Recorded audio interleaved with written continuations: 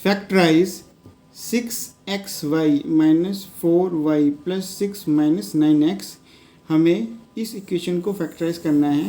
पहले हमें लिखना पड़ेगा इसको स्टैंडर्ड फॉर्म में। स्टैंडर्ड फॉर्म आपके पास होती है, जैसे मैं एग्जांपल ले रहा हूँ, x square plus x minus 3।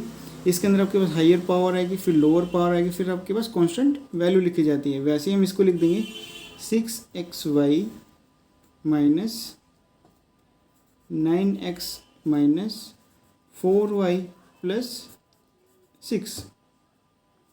अब फिर हमें करना है फैक्टराइज करना है क्वेश्चन को। फैक्टराइज करने के लिए आपको सबको फैक्टराइज करना पड़ेगा। 6 की अगर फैक्टर करें तो हमारे पास आएगा 2 इंटू 3 एक्स इंटू वाई है, तो इसको बिल्कुल सेम टू सेम लिख देंगे एक्स इंटू वाई। माइनस का साइन तो यहाँ पर ही माइनस का साइन है। 9 के फैक्टर करेंगे आपके पास आएगा 3 इंटू 3 इंटू एक्स माइनस 4 के फैक्टर करेंगे आपके पास आएगा 2 इंटू 2 इंटू वाई प्लस 6 के फैक्टर करेंगे आपके पास आएगा 2 इंटू 3।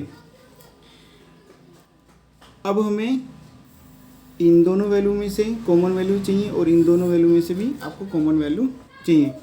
तो सबसे पहले हम 2 यहाँ पर है, 2 यहाँ पर नहीं है, 3 आपके पास यहाँ पर है, यहाँ पर भी है, x आपका यहाँ पर है तो x आपका यहाँ पर भी है, यानी कि आपके पास कॉमन आ रहा है 3x। तो 3x को मैं बाहर लिख लेता हूँ, अंदर मेरे पास बच जाएगा 2y, ब्रैकेट लगाऊंगा, यहाँ लगूंगा 2y, माइनस का साइन है तो यहाँ पर भी माइनस का साइन आएगा। यहाँ आपके पास बचा हुआ 3 तो मैं यहाँ लिख दूंगा 3, ब्रैकेट कर दूंगा बंद। अब आपको साफ साफ दिख रहा है कि माइनस मेरे पास पहले आ रहा है, तो माइनस आपके पास कंफर्म है, कॉमन आएगा ही आएगा। फिर आपके पास है 2 यहाँ पर भी है और 2 यहाँ पर भी है और कोई कुछ कॉमन नहीं आ रहा है, तो मेरे पास सिर्फ यहाँ से 2 कॉमन आ रहा है, तो अंदर मेरे पास बच जाएगा, मैंने माइनस कॉमन ले लिया है तो अंदर वैल्यू बच जाएगी मेरे पास प्लस की। अभी आपको मैं बताऊंगा क्यों। अंदर मेरे पास बच गया 2y, मैंने माइनस बाहर कॉमन ले लिया तो अंदर मेरे पास बच जाएगा यहाँ पर भी माइनस,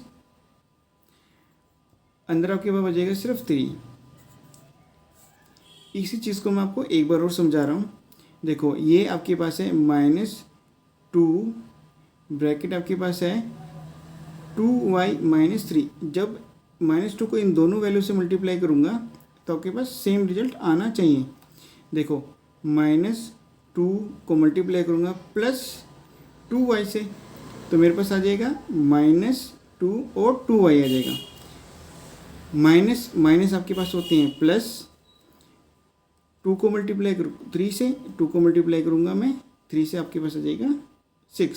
तो ये आपके पास माइनस कॉमन आ गया। अब देखो आपको दोनों वैल्यू यहाँ पर आपके पास सेम होनी चाहिए, तो सेम होंगे तो आपके पास कॉमन आ जाएगा। इन दोनों वैल्यू को मैं ले रहा हूँ कॉमन, तो ये मेरे पास 2y माइनस 3 कॉमन आ जाएगा। अंदर मेरे पास बच जाएगा 3x माइनस 2, 3x माइनस 2। यही है आपका आंसर।